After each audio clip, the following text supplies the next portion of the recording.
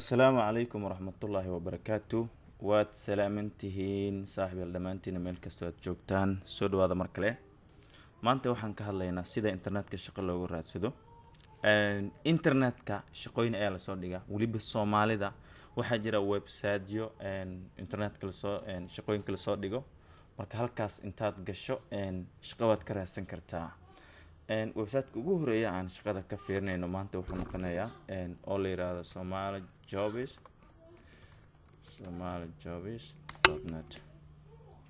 somalijobs.net waxaa ka mid yahay websiteda ugu badan oo shaqooyinka ugu badan soo dhiga ayuu ka mid yahay somalijobs aan aragno maanta shaqooyinka yaalo iyo qaabka loo apply gareeyo ayaan fiirinaynaa waa ii soo baxday somalijobs wuxuu leeyahay grammar waxaan grammar and spelling check waxaan xayeysiis waay meesha oo iska qaadaysa halka waxa ku qoran find the career you deserve shaqadaad u qalantid hello ku leeyahay halkaan marka waad scroll garaynaysaa hoos u wadaysa ayaan ka wadaa okay hoos u wadaysa halka baa ka qabanaysa ama soo hoos ugu wada leeyahay adaa fahmay kaaga halka tan ugu horeysa waxa ku qoran an invitation to tender for rehabilitation of bismillah kan oo kala dad aragto waxa waaye mashruuc waaye ma shaqo oo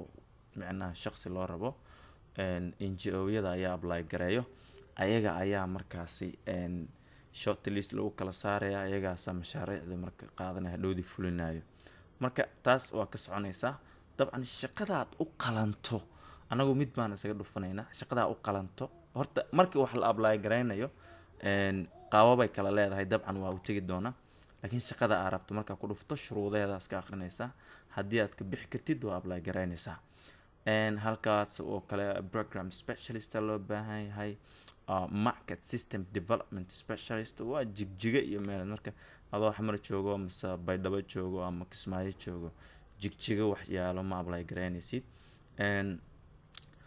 hay'adahan sida caadiga ah qofka deegaanka u dhashay ayay qaataan oo shaqada ama shaqaalaha qofka markii la shaqaaleysiinayo waxa waa inuu deegaanka uu ka howlgalayo uu isaga uu aqoon u leeyahay la raba marka meel aad deegaankaaga aadan ahayn hada apply gareyso markii ka sokow corruptionka iyo musuqa Soomaalida ay leedahay sharciga hay'adda ma ogola qof oo ka yimid deegaan kale deegaanka inuu ka shaqeeyo sababtoo isma u fahmi karaanba mar qof ay isfahmi karaan ayuu macnaha ula shaqeyn karaa laakiin waxa waaye hadii la waayo qof deegaankaas joogo oo waxaas yaqaano mid kale in la keeno qasab waaye marka halka hoos baan soconayaa halkaas integrated community case management temporary and FSL project assistant halka waxa ku qoran ayad CTG la yiraahdo oo ayaa waxay soo dhigtay basic education and computer literacy teacher ay soo dhigtay macallin oo waxbarashada aasiga bixiya oo computerkana aqoon u leh ayaa la doonaya marka tan baan jugsinaya waan fiirinaya tan waxay tahay waayahay CTG way soo baxday macallinkii isaga ahaa meeshii loo rabay ayaa soo baxday marka halkaan hoos baan scroll gareynaya waxaan imaanayaa meesha horta position title-ka waa shaqada magaceeda waa ama ciwaanka shaqada waa inta aan soo sheegnay waa basic education and computer literacy teacher waa place of performance waa meesha lagu shaqeyn doono waa baydhabo Soomaaliya waaye apply by dan waxa loola jeedaa codsiga qabashadiisa xilliga macnaha uu ku eg yahay way 24 June ku eg tahay oo bishana 24teeda malaha maanta waxay maraysaa 19 ay maraysaa markii Soomaaliya ka dhiman start date kana xilliga la bilaabi doono processka shaqada waa 1 July waaye duration-ka ama muddada ay socon doonto shaqadaani waa 3 bilood waaye oo 21 maalin la shaqeyn doono bishiina bachelor degree in education is required shahaado oo waxbarashada la xiriirto macallinimo la xiriirto bachelor ah waa loo baahan yahay ama ku qoran meeshan ama a higher degree or recognized professional professional qualification is preferred ama degree sare oo jaamacad ama college la aqoonsaya inaad ka haystaan muhiim waaye. Halka waxaa ku qoran minimum of 5 years of demonstrable relevant education experience. adigu 5 sano oo aqoon inuu u lahaado fieldigan barnaamijkan rabo qofka inuu ka shaqeeyo. waxaa jiro marka waxa la yiraahdo geographical experience, dhulka inuu aqoon u leeyahay oo yaqaano ama base geography yaqaano. Minimum of 5 years of experience in Africa essential waa 5 sano oo khibrad Africa uu leeyahay oo geography-geeda Africa uu leeyahay waa muhiim, waa aas-aasi waa. waxaa kaloo kaaga sii daran halka waxa ku qoran fluency in Somali waa inuu aad u yaqaanaa. essential waaye, weliba my essential waaye. waa afmaay inuu yaqaano oo Somali yaqaano iyo English inuu yaqaano, English desirable. marka qofkaan mayga aqoonin oo Englishna aanan aqoonin ama wase waxa waaye halka dhibaa ku yaal. marka haddii aad may inkasaan meelun iska taabatoy aad iyo aad waayahay. marka may qof aan aqoonin saaxiibyaal meeshan waxa waaye sagay u taala waayahay. marka halkaasi intaas waa fahantay. sideedaba meesha waxaa la apply gareeyaa markii shuruudaheeda aad akhriso ayaa la apply gareeyaa. halka job description-ka dabcan waa job description-kii ama shaqadii waxay tahay markii la proof gareynayo waxaa hoos imaanaya waxaa la qaban doono iyo waxyaabahaasi. halkaasi education-kii oo basic education-ka meesha ku qoran waa inta kor lagu soo sheegay waaye. laakiin internet-ka inuu aan dhahay computer-ka inuu aqoon u leeyahay oo waxyaabahaasi oo dhan weliba waxaa ku jirto typing-ka inuu yaqaano ayaa ku jirto. halka waxaa ku qoran ujeedo computer literacy, introduction to computers, Microsoft and internet use, Google, introduction to typing inuu yaqaano, introduction to Microsoft Office, Suite, Excel, Word, PowerPoint and Outlook. intaas oo dabcan aan wada naqaano in office-ka waxa la yiraahdo isugu imaanayaan marka laga reebo typing-kaani iyo waxa waaye internet use-ka iyo Google-kan qofka inuu aqoon u leeyahay la rabaa. adigu si kastaba haato intii hore aan usoo sheegnay oo kor ku taale marka halka ku soo laabatay. halka waxa ku yaalo ayadana waxa la yiraahdo key competence. waxa la yiraahdo key competence waxa laga wadaa qofka kartida la rabo inuu lahaado, skill-ka la rabo waxaan inuu ku tiiriyo waaye. dabcan waa akhrisan doontaa anagu hadda waqtigan soo koobayna. ugu dambeyntii waxa imaanaysa meesha ay ku qoran tahay maxaan ku yiraahdaa apply now. marka aan ku sheegay marka shaqooyinka marka la apply gareynayo laba nooc loo apply gareeyaa.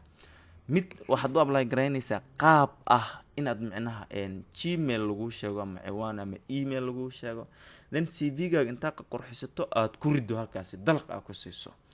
qaab kale waxaa jira hay'adani waxa 3 qaab aan dhahay horta. waxa ka samaysanaysa user account ama username ka samaysanaysa. markaad ka samaysto kadib CV-ga halka gali ku dhahaya. kuwa kalena waxa waaye marka account-ka ka samaysto kadib post-kii wax ku qorqori lahayd oo xogtaada iyo CV-gaaga iyo waxaas oo dhan iyo experience-ga aad ku qori lahayd ay ku banaynayaan halkaas aad gelgelinaysa. marka tan marka CTG sidaas oo kale waa. marka halka apply now ay ku qoranta ayaan click siinaya. way hagaag apply now markaan click say shaqadii oo si fiican u qoran isku hagaagsan hadii soo baxday marka oo sidii haday ka yara qurxoon ayaa ii soo baxday. dabcan halka waxa ku qoran kore login and apply ayaa ku qoran. login and apply waxaad isticmaalaysaa markii meeshan aad username aad ku leedahay ama account aad ku leedahay oo hore aad u samaysay isticmaalaysaa. register and apply waxaad isticmaalaysaa marka aad cusub tahay oo hadda is diiwaan gelinaysaa, hadda ayaad codsanaysaa.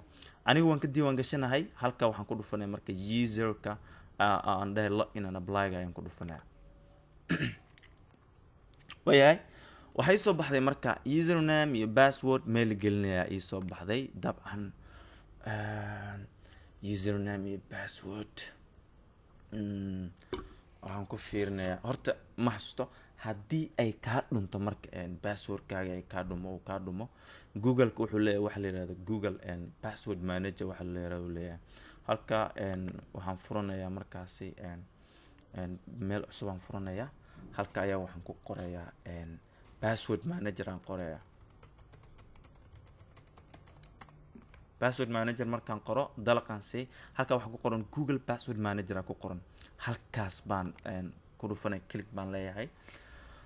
Okay, waa isoo baxay marka Google password manager waa isoo baxay. Waa kana halkan ayaa waxaan ku qoray search password raadinaysa. Marka ayadan waxaa la CTG lahaa saana u qoraya CTG markaan oo kligan siinaya waxa isoo baxay marka meeshan recruitment ctg.trusted.com meeshay ku qoran tahay ayaan click siinaya. dabcan passwordkaaga saa u search gareyso wuxuu ku raadinayaa Google account aad leedahay inaad fura ahaan ugu dhigto aad ku gasho, sababtoo haddii kale qof kasta ayaa koobiyeysan kara waxay noqonayaan waxaan furo lahayn. Okay, so enter password and gmail-kii u geeyay password gmail-ka geliyo leeyahay aan geliyo marka waayahay. halka marka waan galay halkaas waxaan sameeyay uu soo baxay marka dabcan ciwaankii gmail-ka ayaa wuxuu ii yahay hadeer username ii yahay, passwordka laakiin nooc kale waa isagan. marka halkaasi ayaa meeshan oo copy waa labada calaamadood dul saaran, halka baa copy ku dhufanaysa, waxa ku laabanaysa booskii oo username ku qorna, waa imaanaysa waa ku paste gareynaysa, halka waa ku laabanaysa. markaasi meeshan ishi ku qoran tahay haddii aad ku dhufato passwordka si toos ayuu banaanka u imaanaya. iska ilaali haddii dad ay kula joogaan amaba se waxa waaye meelaha yacni yaa la fadhiyo, because xogta waxyaabaha ugu qaalisanay ka mid tahay oo adduunka hadda la marayo la ilaalsado. marka copy bisaan dhahaya meeshan ayaan marka ayadan ku copyeynaya. dabcan waa aska saas lama arkayo, laris interaan leeyahay. waan galay marka uu isoo baxay already aan lahaa aniga. halka waxa ku qoran primary nationality Somali waaye, nationality caadi Somali waaye, passport ID-ga halkaan ku qoran yahay. dabcan passportka waxyaaba ugu badan oo soo celceliyaan waaye, inta geli ID-giisa inta isaga geliyo oo ku dhahayn haddaadan haysan dhib waaye oo ka qaadanayo hadhowdii submit oo dhan ku soo saarayo. dabcan waxbaa ka bedelaysa halkaan wixii aad qorqortay iyo because meesha waxa ku qoran key tasks waxa la ama key responsibility ku qoran waa bedelaysa.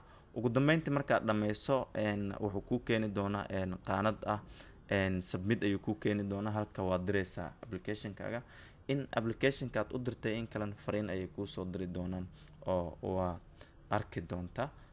waxyaabo kale ay kaa doonayaan hadday jiraan way kuu soo dirayaan, haddii ay tahay warqad oo micnaha caddayn ah ama waxyaabo lamid ah hadday tahay. marka qaabkani waa qaabka loo apply gareeyo. kanaan ugu adag, kan kale aad buu sahlan yahay oo gmail-ki bis ayaa gmail-ka intaad tagto warqad ku diraysa, aad u sahlan yahay. kana qofkii fahmo aad buu u fududeeyay isaguna. waxa kaloo jira marka mid la yiraahdo job link ayaa jira, joblink.co lahaa, isagana waa website kale oo isagana shaqooyinka soo bandhigo. saas oo kala u galaysa maxaan ku yiraahdaa uu ku soo saaray shaqooyinka markaas yaalo. marka move up today ku leeyahay isaguna halka hoose saas u search gareynaysa shaqada aad u qalanto ama muhiim ku ah ayaad raadsanaysaa. waxa kaloo jira mid la yiraahdo qaran jobs ayaa jiro isagana qaran jobs isagana saas oo kale halka baa ku dhufanaysa. marka ku dhufato dabcan waxa ku soo baxayo shaqooyinka markaasi ugu cusba waa tan ugu cusub kore jirta, tan ugu duugsan ama ugu hore dambaysan hoose jirta, halkaas kala soo baxaysa. dabcan guys and girls aad u mahadsantihiin. intaan kulmi doono barnaamijkan kala mid ah sesio nabadgelyo.